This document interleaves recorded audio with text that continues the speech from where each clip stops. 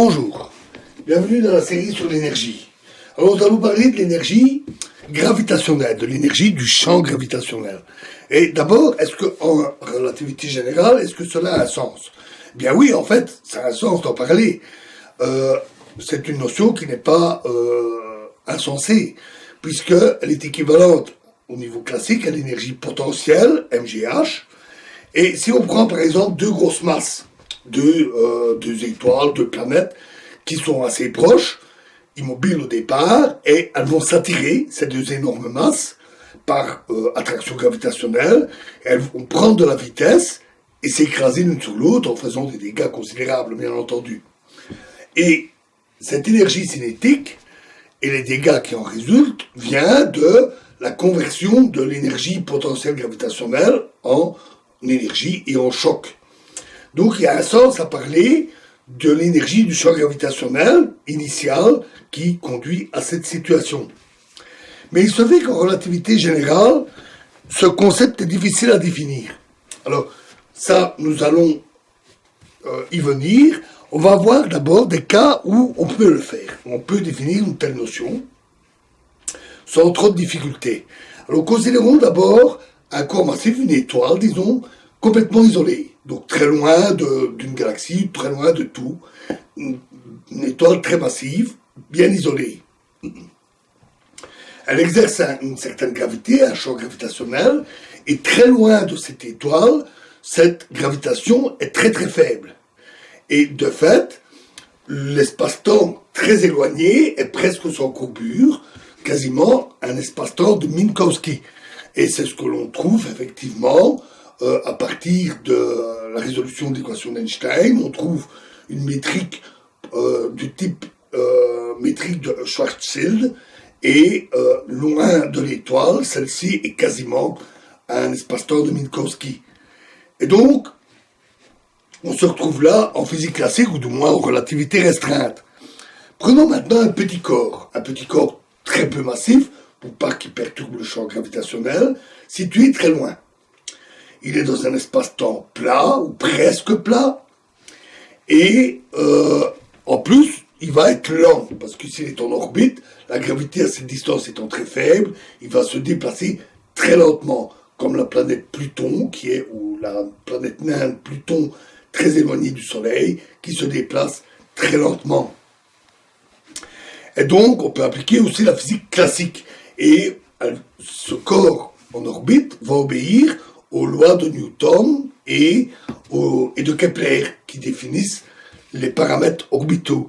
Les paramètres de l'orbite, par exemple, le temps de révolution d'une orbite, sont déterminés par des lois très simples et fonction de la masse du corps central, la masse M du corps. Donc on a là un moyen physique, pratique, de définir la masse du corps central. Et avec la relativité, on a l'énergie de ce corps central, l'énergie totale, c'est mc carré. Et donc, ça définit l'énergie propre, totale, sous l'orbite de ce petit corps. Si on prend maintenant la matière dont est faite l'étoile, c'est un fluide gazeux, très chaud, ionisé, on peut appliquer les lois, la physique de la matière, calculer le tenseur énergie-impulsion, T mu, que nous avons vu, et à partir de là, faire le calcul de l'énergie de matière de toute l'étoile. Et on peut donc soustraire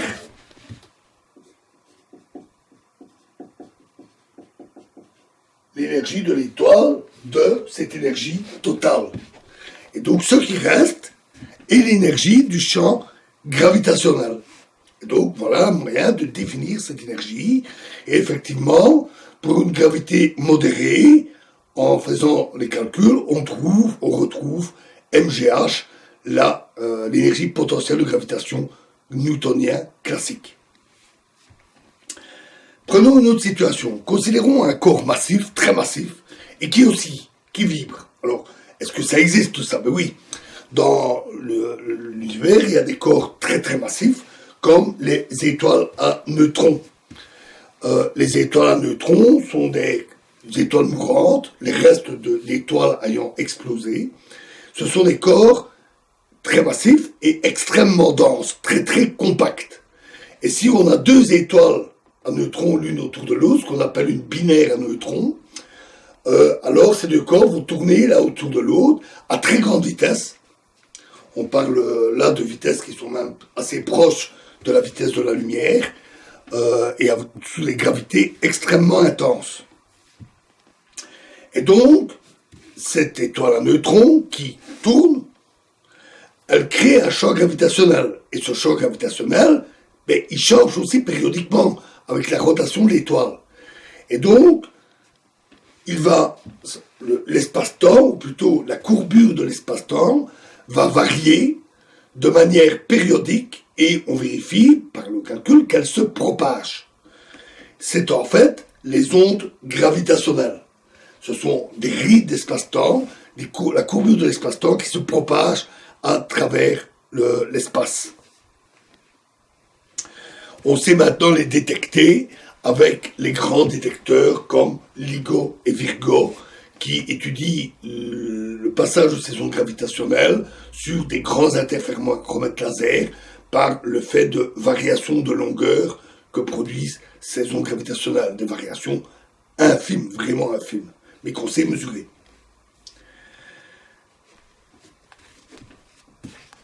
Cette onde gravitationnelle, cette courbure qui se propage, emporte une certaine quantité d'énergie gravitationnelle. Et de ce fait, de cette énergie qui s'enfuit, qui est assez importante pour deux étoiles à neutrons, les étoiles vont perdre de l'énergie et se rapprocher, tomber en spirale jusqu'à fusionner. Une telle fusion d'étoiles à neutrons a été observée assez récemment, à la fois par les détecteurs d'ondes gravitationnelles et plein d'autres instruments au sol ou dans l'espace. On peut donc définir une énergie emportée par cette onde gravitationnelle et on peut définir un objet appelé tau mu, qui est un peu l'analogue du T mu. Donc, c'est en quelque sorte, le T mu est le tenseur énergie-impulsion de la matière. Ici, tau mu, c'est l'énergie-impulsion du champ gravitationnel. Mais on a une mauvaise surprise quand on définit, qu'on étudie cet objet, on constate que ce n'est pas un tenseur, c'est un pseudo-tenseur. En fait, c'est un peu technique, mais ça veut dire qu'il ne se transforme pas correctement en relativité générale. Donc quand on fait des changements de référentiel, il ne se transforme pas comme un tenseur, il n'est pas bien conservé, il ne garde pas sa forme. Donc ce n'est pas un objet vraiment intrinsèque à l'énergie de cette onde gravitationnelle. Malgré tout, avec des circonstances favorables, comme pour les ondes gravitationnelles, on peut l'utiliser pour définir l'énergie emportée par les ondes gravitationnelles. Cela ainsi permet de calculer le temps que les deux étoiles à neutrons vont mettre pour tomber sur l'une sur l'autre et fusionner.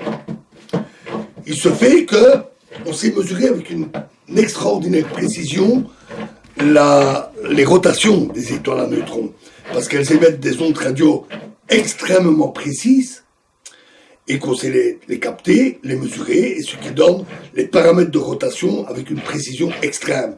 Et on a ainsi pu confirmer que de l'énergie fouillait et que cette énergie était exactement celle prévue par les ondes gravitationnelles. Ça a été donc la première détection indirecte des ondes gravitationnelles. Indirecte parce que ce n'est pas l'onde gravitationnelle elle-même qu'on a observée, mais les étoiles à neutrons. C'était suffisamment précis et suffisamment caractéristique, typique, pour être une confirmation des ondes gravitationnelles. Et aucun physicien ne doutait de leur existence. Et donc la détection avec LIGO et Virgo n'a pas été une grande surprise. C'est plutôt l'intérêt direct de pouvoir observer ces ondes gravitationnelles avec LIGO et Virgo qui est intéressant. Passons maintenant aux difficultés. Alors, est-ce qu'on peut définir une énergie du champ gravitationnel de tout l'univers. On prend tout l'univers, la totalité, qui sont d'ailleurs décrits aussi par des modèles en relativité générale, donc des variétés espace-temps pour l'ensemble de l'univers. Donc l'univers vu comme un tout. Et là, on rencontre des difficultés. Alors, première difficulté, le plus simple, ce serait de pouvoir définir l'énergie gravitationnelle en un point, et puis de faire la somme, une intégration en fait. On fait la somme sur tous les points de l'univers. Mais une définition locale en un point est impossible, car cette énergie gravitationnelle est liée à la courbure de l'espace-temps. Dans le mouvement de notre petit corps autour de l'étoile, l'énergie potentielle dépend de la courbure de l'espace-temps due au champ gravitationnel. Et de même, pour nos ondes gravitationnelles, ce sont une courbure qui se propage, qui emporte de l'énergie. Et cette énergie est donc liée à la courbure. Mais un point, en soi, n'a pas de courbure. Et d'ailleurs, en un point, nous le savons, on peut toujours choisir un référentiel local tel que la relativité restreinte s'applique. C'est-à-dire que localement, en ce point, on peut considérer que l'espace-temps est de Minkowski. Donc sans courbure, sans énergie. Donc là, il y a un souci. Et donc, la définition ne peut pas être en un point. Elle est forcément non locale, globale. Elle implique toute la courbure.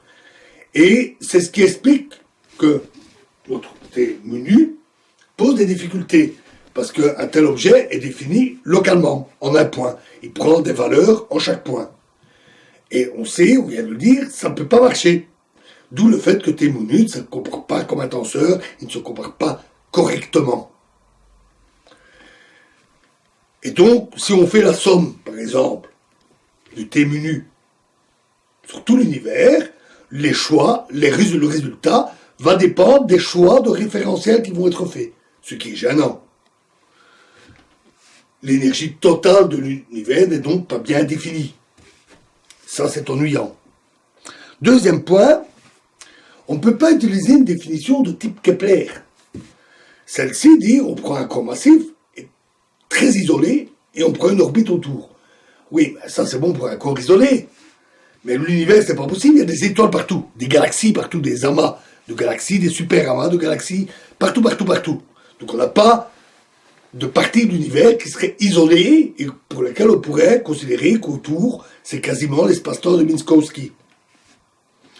En fait, il y a ce qu'on appelle le principe cosmologique qui dit que, à très grande échelle, l'univers est le même partout. Il est environ homogène, isotrope, à très très grande échelle. Et ce principe est très très bien vérifié par l'observation. Donc, il n'y a pas de zone vide autour de l'univers.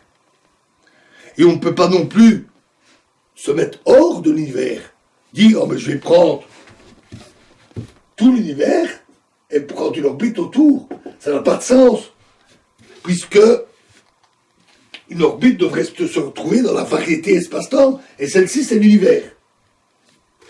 En fait, l'univers, par définition, c'est tout, toute chose, y compris l'espace et le temps. Et donc, il n'y a pas d'orbite hors de l'univers.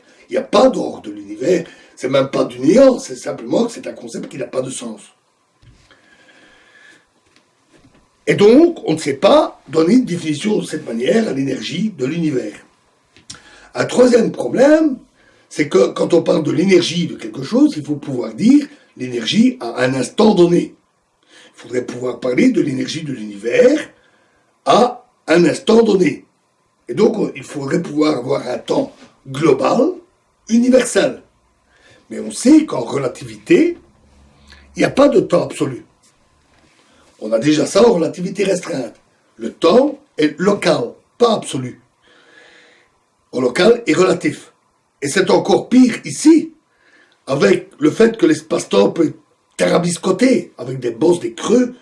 Et donc, la manière de dire on va découper cet espace-temps en tranches d'espace à 3 dimensions peut se faire de tas et de tas de manières différentes, avec forcément des résultats différents selon ce qu'on en fait. Il y a bien le principe cosmologique qui dit que l'univers est pratiquement le même partout. Et effectivement, les modèles permettent de définir un temps cosmologique, qui est bien pratique. Ça permet de parler, par exemple, de l'âge de l'univers. Mais ça reste une approximation. Hein, l'univers est homogène à grande échelle, mais il est constitué de galaxies, d'étoiles, de planètes, de nous, donc il n'est pas totalement homogène. C'est une approximation. Et donc, l'énergie reste mal définie, surtout qu'il faut pouvoir définir l'énergie de la matière, l'énergie gravitationnelle des objets tels que les étoiles, etc. Donc on ne peut pas négliger ça. Selon les définitions que l'on donne, on peut en trouver des définitions de l'énergie de l'univers. Il s'avère que l'énergie de l'univers n'est pas conservée. On reviendra d'ailleurs sur ce problème de conservation. Elle est non conservée, mais en fait, c'est surtout parce que on prend des définitions de briques et de broc. En fait, l'énergie de l'univers, dans sa globalité, n'est pas un concept bien défini, ce qui peut être une surprise. Puisque jusqu'ici, on a toujours parlé de l'énergie de système physique, et là, il y a un problème, on ne peut pas définir quelque chose de correct, quelque chose qui correspond au concept d'énergie tel que nous avons vu jusqu'ici. Voilà pour la relativité générale. Donc maintenant, dans la prochaine vidéo, nous allons changer complètement de domaine théorique et on va quitter totalement les étoiles, les galaxies, on va passer au monde plutôt microscopique, les atomes, les particules, et nous allons parler, nous en avons déjà un tout petit peu parlé, nous allons parler de la mécanique quantique. Donc nous allons voir beaucoup plus en détail la mécanique quantique dans la prochaine vidéo. Je vous remercie.